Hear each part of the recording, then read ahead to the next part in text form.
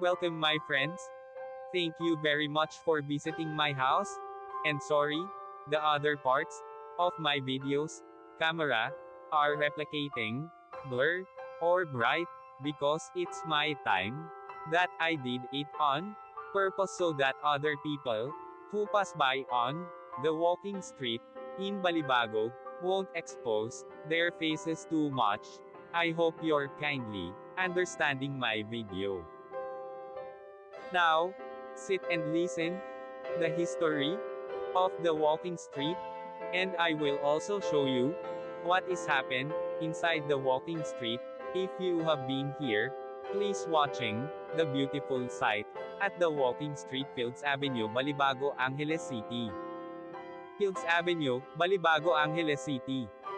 Fields Avenue is the name of a major street running through Balibago area of Angeles City in the Philippines. It is the center of the red light district and the bar scene of the biggest entertainment district of the Philippines. Fields Avenue in Balibago, Angeles City.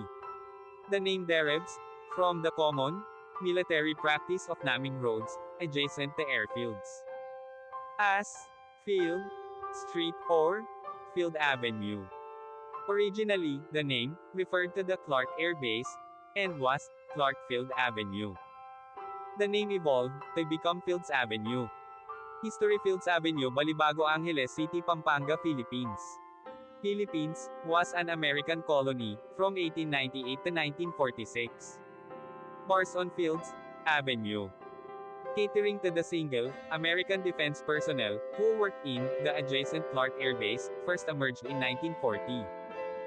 During 1940s and 50s, there were only 3 such bars just outside the main gate of the air base.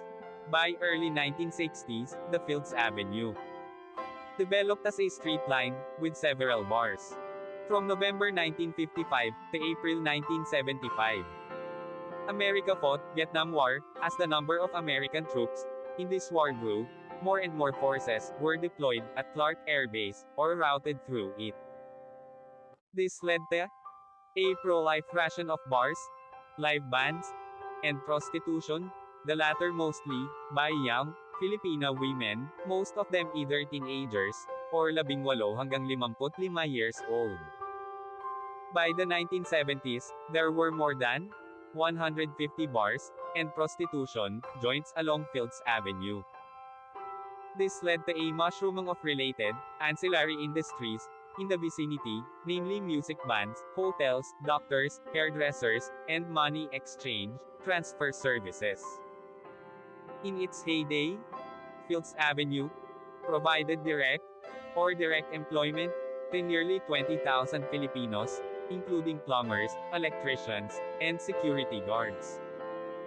In the 1980s, though the American presence remained steady, the bars and prostitution shops continued to proliferate. Many bars and prostitution dens were owned by Americans, as well as local politicians, thus leading to a nexus between the locals, politicians, and American military and ex-military personnel. With the withdrawal of American Defense Forces from Clark in 1993, many of these establishments changed hands, but continued to do business. As Clark was turned into a Special Economic Zone, SEZ, these bars and prostitution joints changed their clientele to suit their new customers, Japanese and Korean businessmen. Restaurants serving food from these countries began to appear, and signboards in these languages were put up. The period from 2000 hanggang 2010 saw further expansion of these joints as the area was relabeled as an entertainment district. While prostitution was officially banned, girls working here were simply redesignated as guest relations officers (GRO), and prostitution continued in practice. Since then, bars and prostitution joints have continued to proliferate and expand. The extent of these establishments has continued further on both sides of Fields Avenue, and many smaller streets of Fields Avenue also sport smaller such establishments. In 2010, a section of Fields Avenue, at the end where it meets the MacArthur Highway, was named as Walking Street, mimicking Walking Street in Pattaya.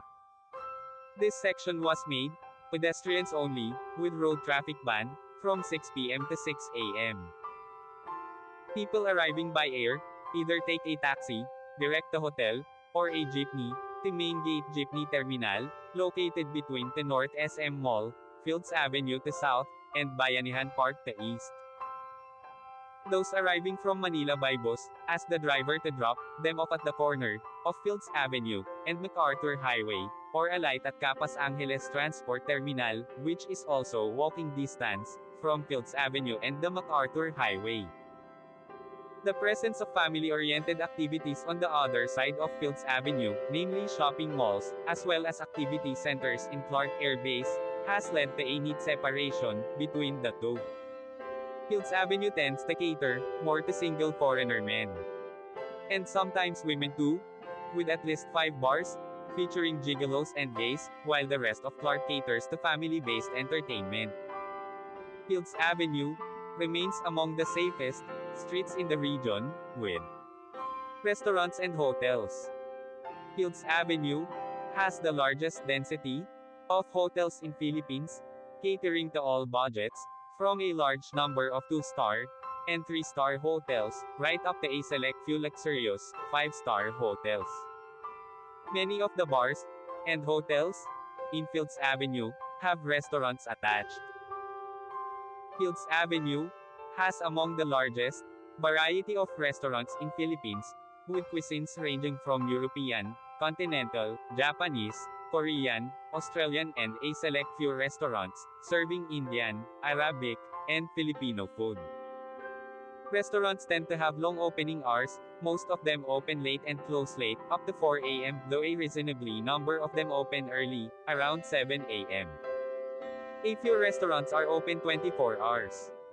Most Filipino and international fast food chains including McDonald's, KFC, and Jollibee have at least one branch along or near Fields Avenue. 24 Hours Police Station is located in the center of Fields Avenue. Thank you so much. See you my next video.